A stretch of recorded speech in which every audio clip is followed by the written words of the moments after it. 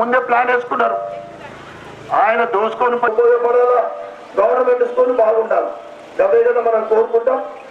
పెద్ద పెద్ద బిల్డింగ్లు కోరుకుంది కదా గరీబులు. ఇక్కడ ఈ కేసీఆర్ అయితే ఒక మెట్టు లేకుండా ఊసుకపోయిండు. ఇప్పుడు ఏదైతే రేవంత్ రెడ్డి ఉన్నాడో ఆయన తెలంగాణ ముఖ్యమంత్రి అనుకుంటలేడు. తెలంగాణ ముఖ్యమంత్రి కాదు, కొడంగల్ ఎట్లయితే నిజామాబాద్ కొడంగల్ ముఖ్యమంత్రి అనుకుంటాడు. దానికి 300 కోట్లు తీసుకెళ్ళి అభివృద్ధి చేసింది. నిజామాబాద్కు నేను గెలిచిన తర్వాత ఎన్నిసార్లు అడిగినా కానీ ఆడ 300 కోట్లు కూడా పోయి అభివృద్ధి చేసుకుంటే ఇప్పటిదాకా 5 నెలల నేను ప్రతి వారం రోజులకు ఒక్కసారి నేను లెటర్ రాస్తున్నా. మున్సిపల్ కమిషనర్ కానీ కలెక్టర్ గారికి అడిగితే 3 లక్షల రూపాయలు కూడా మనకు శాంక్షన్ చేయలేదు. ఇది కాంగ్రెస్ ప్రభుత్వ పనితీరు. మరి సూర్యన్న మరి మీరు మాకు మాట ఇస్తే ఏ విధంగా మరి నగర అభివృద్ధి చేస్తారో, ఎట్లయితే గవర్నమెంట్ స్కూల్ ఎట్లా బాగు చేస్తారో, మరి హాస్పిటల్ బాగుండాలా, గరీబులకు ఉపయోగపడాలి ఎట్లా చేస్తారంటే మీ అందరి సహకారంతో ఎలక్షన్లు అయిపోయిన తర్వాత ఈ కాంగ్రెస్ ప్రభుత్వాన్ని నిలదీస్తాం, అడుగుతాం, వాళ్ళకి బరాబర్గా ఇవ్వాలని అడుగుతాం. ఆయన ఇవ్వలేదంతో, ఆయన దగ్గర చేత కాలేదంతో 3వసారి మీ అందరి ఆశీర్వాదంతో కేంద్రంలో నరేంద్ర మోడీ గారి ప్రభుత్వం ఏర్పడుతుంది. కేంద్రంలో నరేంద్ర మోడీ గారి 3వసారి ప్రభుత్వం ఏర్పడిన తర్వాత నిజామాబాద్కు నేను స్మార్ట్ సిటీగా తీసుకొస్తా కేంద్ర సహకారంతో. ఈ స్మార్ట్ సిటీ అంటే తెలుసమ్మా, సంవత్సరానికి 300 నుంచి 500 కోట్ల రూపాయలు మన నిజామాబాద్కి వస్తాయి. అది కేవలం అభివృద్ధి కోసమే పనిచేస్తుంది.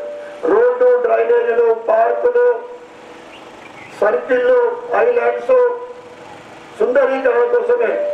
ఇది ఆల్రెడీ అరవింద్ ధర్మపురి గారిని మీరు పెద్ద మెజార్టీగా చెప్పండి. మేమిద్దరం కలిసి తప్పకుండా నిజామాబాద్కు స్మార్ట్ సిటీగా తీసుకొచ్చే బాధ్యత మేము తీసుకుంటామని మీ అందరూ కూడా తెలియజేస్తా ఉన్నాం.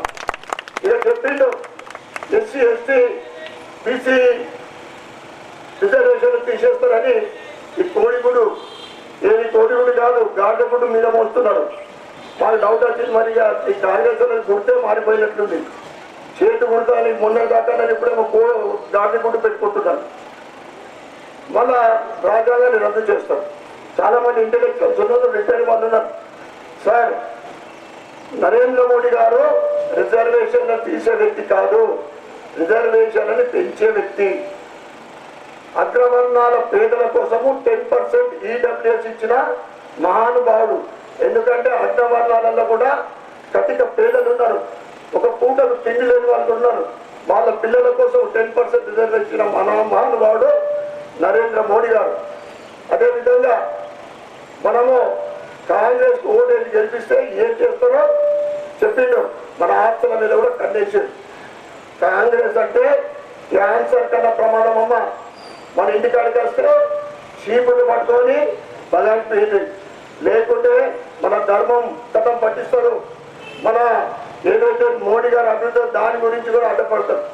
ఇక్కడ మహిళా సోదరి మంది ఉన్నారు, అంటే మైనార్టీ సోదరి మంది ఉన్నారు.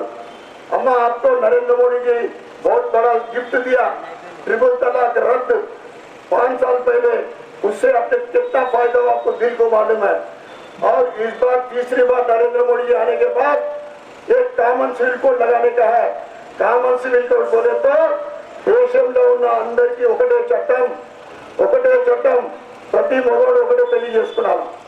एक मर्द एक ही शादी करना पड़ता आगे आगे, वैसा कानून लेके आने वाला है नरेंद्र मोदी. जो भी है 2 शादी 3 शादी अभी से नहीं कर सकते. वो डाइवर्स रहता, वो सालों भर लगता. कानून से डाइवर्स लेके दूसरी शादी कर लेना पड़ता. ऐसा नरेंद्र मोदी सबके साथ सबका विकास के लिए काम करे. तो जो फालतू लोग है, माइनॉरिटी के सबको नहीं बोल रहा हूँ मैं, उसमें थोड़े लोग देशद्रोही यहाँ के पानी पीते पाकिस्तान का झंडा देश बोलते, वैसा लोगों को मैं वार्निंग दे रहा हूँ. आप निजामाबाद में अभी निजामाबाद ఎప్పుడైనా కానీ భారతీయ జనతా పార్టీకి కాషాయానికి అట్ట మీరు రేవంత్ రెడ్డి 2 సార్లు వచ్చిండు, ఆయన 10 సార్లు వచ్చి ప్రచారం చేసినా ఇప్పుడు జీవన్ రెడ్డి వస్తున్నాడు. పాపం మా గాంధీ కూడా భోజనాన్ని కూడా చాటవేస్తలేదు. ఆయన ముసలాయి, ఆయన ఎంపీగా పోటీ చేస్తుంది. మన అరవింద్ ధర్మపురి గారికి ఆపోజిట్ గా కాంగ్రెస్ నుండి. ఇక ఇంతకుముందు చెప్పినట్లు బీఆర్ఎస్ గురించి మనం మాట్లాడితే టైం వేస్ట్ అయిపోతుంది. ఆయన అసలు 10 మంది వచ్చినా కానీ నిజామాబాద్ అర్బన్ లో, నిజామాబాద్ పార్లమెంట్ లో కాషాయం జెండా ఎగడం ఖాయమని మీ అందరు కూడా తెలియజేస్తా ఉన్నా. ఈ అవకాశం ఇచ్చిన ప్రజలందరికీ ధన్యవాదాలు చెప్తుంటూ భారత్ మాతకి జై.